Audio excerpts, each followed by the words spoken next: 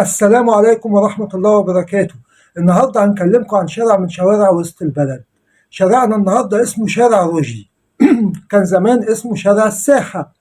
شارعنا بيبتدي من عند عبد العزيز، شارع عبد العزيز من عند عمر أفندي، ويفضل ماشي لحد ما يوصل لحد شارع صبري أبو علم.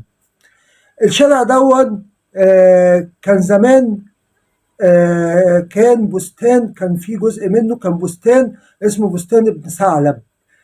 مين ابن ثعلب دون؟ ابن ثعلب ده كان واحد من أمراء مصر في أيام الدولة الأيوبية. ابن ثعلب مات، ابنه ورث، بعد كده ابنه باعه للسلطان الصالح أيوب. السلطان الصالح أيوب اهتم بالمنطقة وزرع فيها البساتين وخلاها منطقة حلوة جدا. بعد كده أيام عز الدين أيبك خرب المنطقة دي كلها وهد بساتينها وخرب بساتينها والبيوت اللي فيها. ليه؟ عشان كان في واحدة عرافة قالت له نبوءة. ايه هي النبوءة؟ النبوءة ان في واحدة من سكان المنطقة دي هتقتلك.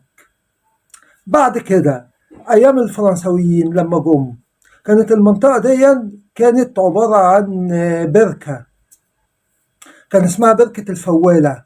اتسمت بركة الفوالة ليه؟ علشان كانت حواليها ناس مشهورين ببيع الفول، يعني تعتبر مركز لبيع الفول. بعد كده اتحولت لإيه؟ لمكان للحمير، مكان للحمير، وكانت ساحة للتبن. التبن اللي هو القوافل اللي رايحة واللي جاية خيولها أو جمالها تاكل في التبن. وبعدين اتخطط وبقى شارع، ومن شوارع القاهرة الخديوية الشوارع الجميلة، واتغير اسمه لاسم شارع رشدي. نتكلم بقى عن مين؟ رشدي. رشدي اللي هو حسين باشا رشدي، ده كان أبوه كان راجل غني جدا، وكان محافظ القاهرة ووكيل وزارة الداخلية أو نظارة الداخلية. حسين باشا رشدي اتعلم في السوربون، درس في الحقوق، درس القانون يعني. رجع مصر فتح مكتب محاماة، وبعد كده دخل السلك القضائي، وبعدين بقى قاضي. بعد كده دخل المجال السياسي في سنة 1908 في حكومة بطرس باشا غالي، كان وزير المالية وقتها. 1910 بقى وزير خارجية في حكومة محمد باشا سعيد. وكان سعد زغلول معاه في الوزارة، كان وزير حقانية اللي هو وزير قانون أو وزير عدل. في 1914 شكل أول وزارة ليه أو أول حكومة ليه، كان نظارة وقتها، كان اسمها نظارة. شكل أول نظارة وقتها، وكانت النظارة دي فيها أسامي من ألمع وأبرز الشخصيات السياسية وقتها. زي مين؟ زي عبد الخالق ثروت كان مسك وزارة الحقانية، عدلي باشا يكن مسك وزارة أو نظارة الخارجية، يوسف باشا وهبة مسك وزارة المالية، وغيره من الأسامي. وفضلت الوزارة دي شغالة في سنة 1914 في التحديد، في 19 ديسمبر بالظبط. الاحتلال الإنجليزي أعلن إن مصر تحت الحماية، فكده شكل وزارته الثانية، فاتغيرت النظارة أو الوزارة زي ما بنقول بالمصطلح الدارج دلوقتي، وشكل هو حكومته الثانية وقتها. فضلت الحكومة دي شغالة لحد بداية أيام السلطان فؤاد، لحد بداية ولاية السلطان فؤاد. كان مصر لسه ساعتها سلطنة.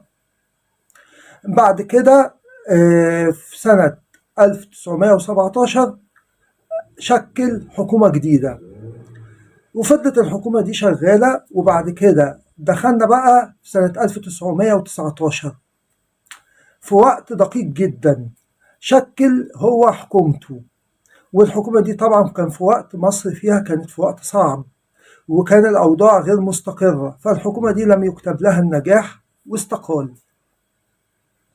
بعد كده حسين باشا رشدي اتعين نائب لرئيس الوزراء في وزارة عدلي باشا يكن. بعد كده سنة 1922 بقى رئيس لجنة الدستور، وده كان منصب مهم جدا وفضل فيه. وفي سنة بعدها بأربع سنين سنة 1926 بقى رئيس مجلس الشيوخ، وفضل في المنصب ده لحد ما مات سنة 1928. ده حسين باشا رشدي. ومن الحاجات الكويسة اللي عملها حسين باشا رشدي إن هو طلب بجنسية خاصة للمصريين، وإن المصريين يصدر لهم أوراق ثبوتية وهوية ليهم زي بطاقة شخصية، باسبور للمصريين.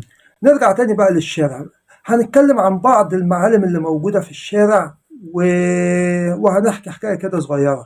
من المعالم اللي موجودة في الشارع المشهورة في بدايته عمر أفندي. عمر أفندي ده كان بتاع تاجر تركي، والمحل اشتهر وكبر. بعد كده اضطر يبيعه أيام الحرب العالمية الأولى، لأن كان الاحتلال الإنجليزي أو إنجلترا كانت في الأراضي اللي هي محتلاها كانت بتضيق على رعايا الدول اللي كانت داخلة في حرب معاها. فعمر أفندي باع محلاته لواحد فرنساوي واشتراها. من المعالم التانية مجمع المحاكم بتاع عابدين. ده كان قبل ما يبقى مجمع محاكم، كان حاجة كده زي مجمع التحرير أو هو مجمع مصالح حكومية.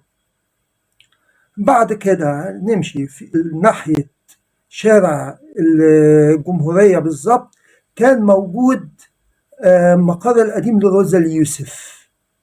طبعا المقر ده كان قديم وخلاص، يعني دلوقتي المقر في حتة تانية. لكن الجريدة سرعان ما توقفت ليه؟ عشان كان في واحد اسمه حسن الفهلوي، ده كان ناحية الفولة كده، كان بياخد النسخ ويركنها، ما